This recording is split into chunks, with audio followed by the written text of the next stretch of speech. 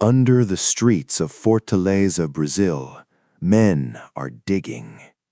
They're digging toward the biggest bank robbery in history. To dig means to make a hole in the ground. They dig quietly, at night, for 3 months. Why? Because about 80 meters away, there's a bank. Not a small bank, the Central Bank of Brazil. And inside that bank, $70 million. A million is 1,000,000, and these men want 70 million. Here's the crazy part. They'll take everything in 1 weekend. No guns, no masks, no broken doors. And the alarm? Silent. By the end of this story, you'll ask yourself one question. How do you steal $70 million and nobody hears a sound? Nobody hears a sound. Welcome to True Crime English. Listen slowly. Read the words on the screen. Today's story has 10 special words. Can you find them all? Let's begin. March 2005. Fortaleza, a big city in the north of Brazil. A quiet street in the city center. One day, a stranger rents an empty house on this street. Soon, a white van arrives. Then, a sign goes up. Grama Sintética. It's a landscaping company, a company that sells grass for gardens. The workers knock on doors. They give people small papers about their grass. They smile. They say hello. The neighbors are happy. A neighbor is a person who lives next to your house. Nice people, the neighbors think. A new business, good for the street. But the neighbors don't know one thing. This company sells nothing. These workers are criminals. About 25 men. Who are these men? The police will learn their names much later. Strange names. One is called the German. He's the leader. Another is called the Armadillo. An armadillo is an animal that digs holes in the ground. This man digs holes too. Big ones. There's an engineer. He understands the earth under the city. And reports say there's one more person, someone inside the bank itself. These men share one dream: cash. Cash is paper money, real money you can hold in your hands, not numbers on a computer screen. Paper. And the biggest pile of cash in northern Brazil sits 80 meters away, inside the central bank. The men see the bank every day. It's so close. But how do you get inside a central bank? You don't walk in, you go under. The plan has 3 steps. Step 1, dig a tunnel. A tunnel is a long hole under the ground. You can move through it. Their tunnel must go from the house to the bank, about 80 meters. That means digging under a whole city block, under houses, under a busy avenue. Step 2, reach the vault. A vault is a special strong room inside a bank.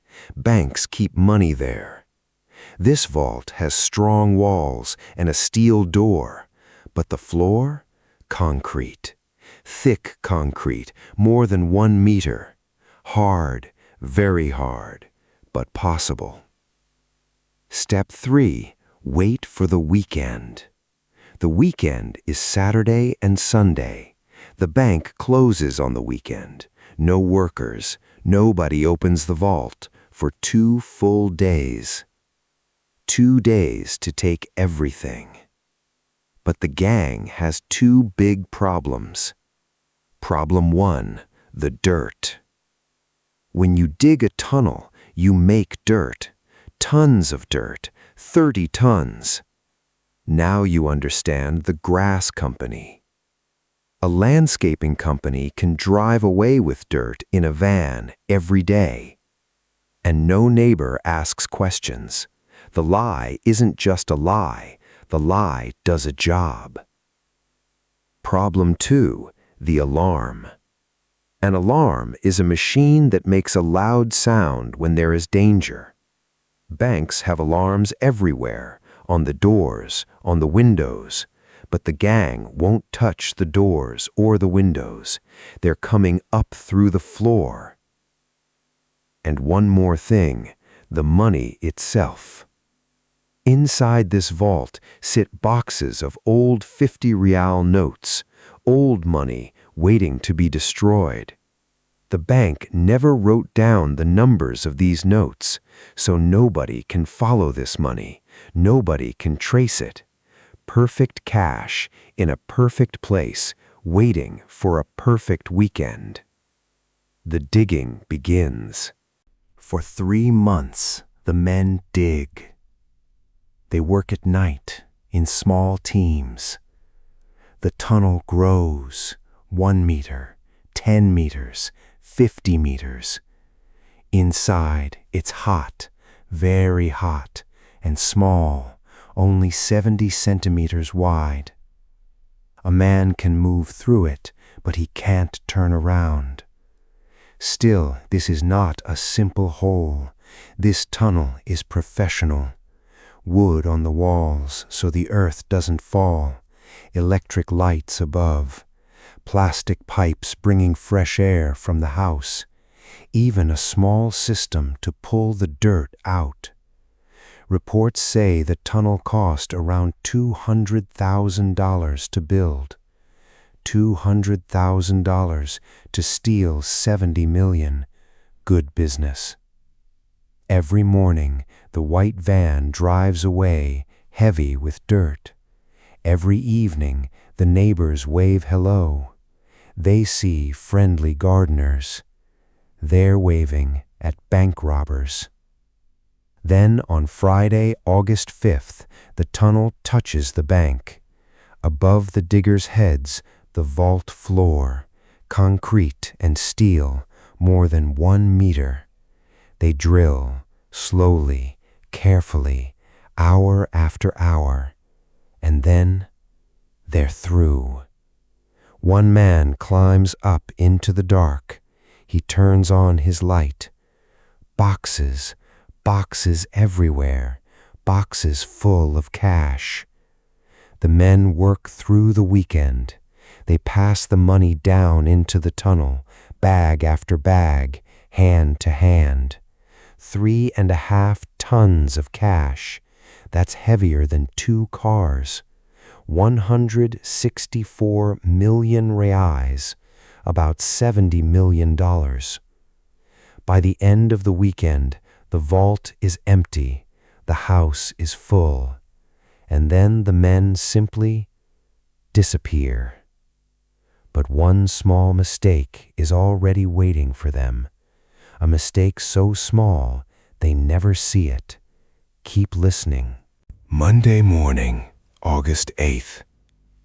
The bank opens. Workers drink their coffee. Everything looks normal. Then one worker walks into the vault. Empty. The vault is empty. No money, no boxes, just a hole in the floor. No door is broken, no window is open, and the alarm never rang, not one sound all weekend. How? The police find the answer fast, and it's strange. The cameras filmed, but they didn't record. The sensors in the floor were broken. Was that luck? The police don't think so. Reports say someone inside the bank helped the gang. A federal police chief takes the case. His name is Antonio. Antonio's team crawls into the tunnel, 80 meters on their hands and knees. They come up inside the house of the grass company. The gang is gone. The money is gone. These men were careful. They used new phones and then threw them away. They left almost nothing behind. Almost. In the tunnel, the police find one small thing. What do you think it is? Think for 3 seconds. It's a phone card. A small card for putting money on a mobile phone. It's a clue. A clue is a small piece of information that helps solve a mystery. The number on the card is scratched, but the police repair the barcode. Now they have a phone number. Then comes a second clue at the airport. Right after the robbery, some passengers paid for tickets in cash. Old 50 real notes, the same old notes from the bank. Their tickets show real photos, and the police know some of these faces. The gang made a plan for everything except one thing: people. Because across the city, one gang member is walking into a car shop, and he's about to make the biggest mistake of his life. A car shop in Fortaleza, just days after the robbery. A man walks in. He looks nervous. He doesn't want one car, he wants many cars. Reports say 10 cars, maybe 11. In one day. How does he pay? Cash. Bags of cash. Old 50 real notes. Think about it. Who buys 10 cars in one day with paper money? The car seller thinks the same thing. He remembers the news, the bank, the tunnel, the missing millions. He calls the police. The police move fast. They watch. They follow. The money becomes a road, and the road leads to the gang. Days later, the police make the first arrests. To arrest someone means the police catch them and take them away. They enter houses across the city. Inside they find bags full of cash, millions of reais. One arrest, then 5, then more. Every arrest brings a new clue. Every clue brings a new name. But the big fish swim away. The German, the leader, disappears. For 3 years nobody finds him. The police hunt him across Brazil. In 2008, they finally catch him. The court gives him 35 years for the robbery. Later, more years for hiding the money, 80 more. And the tunnel expert, the Armadillo's team? One key man, the tunnel engineer, goes to prison too. But in 2011, he escapes. Some stories don't close. And then there's Fernandinho. Fernandinho was young, only 26. The police believe his share of the money helped build the whole operation. He never went to prison. Something worse happened. Other criminals heard about his share of the money. In October 2005, they kidnapped him. His family paid them. He didn't come home. Think about that. The gang stole from a bank, then criminals stole from the gang. In the end, more than 150 people faced the law. The investigation took 5 years. The biggest bank robbery in history became the biggest manhunt in Brazil. So, where is the money? That's the question Brazil still asks today. The police recovered only a part of it. About $20 million came back in cash, cars, and houses. The rest, around $50 million, gone. Maybe buried, maybe hidden inside businesses, maybe spent long ago. Nobody knows. The tunnel is closed now, but the story lives. Brazil made a movie about the robbery. Netflix made a series. And the neighbors of that quiet street, they still remember the friendly gardeners who waved every morning. Now, think about the gang one more time. They planned for months. They built a perfect tunnel. They found perfect, untraceable cash.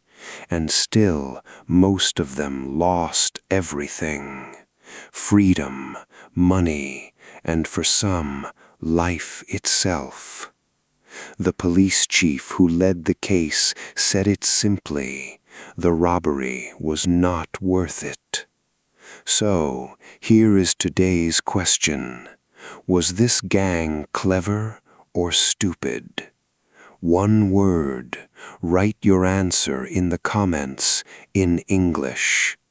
And one more thing, this story happened in Brazil. So, our Brazilian friends, did you know this story? Maybe your parents remember it from the news. Tell us in the comments. We read every one. Before you go, let's review today's 10 special words. Did you find them all? Dig. The men dig under the streets night after night. Tunnel. The tunnel was about 80 meters long. Vault. The vault is the strong room where the bank keeps its money. Weekend. The gang worked while the bank was closed for the weekend. Alarm. The alarm never made a sound. Cash. 3.5 tons of cash. Million. 164 million reals, about $70 million. Neighbor. The neighbors waved hello to the friendly gardeners. Clue. One small phone card became the first clue. Arrest. The police arrested gang members across Brazil. 10 words, 10 pieces of one true story. You listened to a true story, and you practiced real English.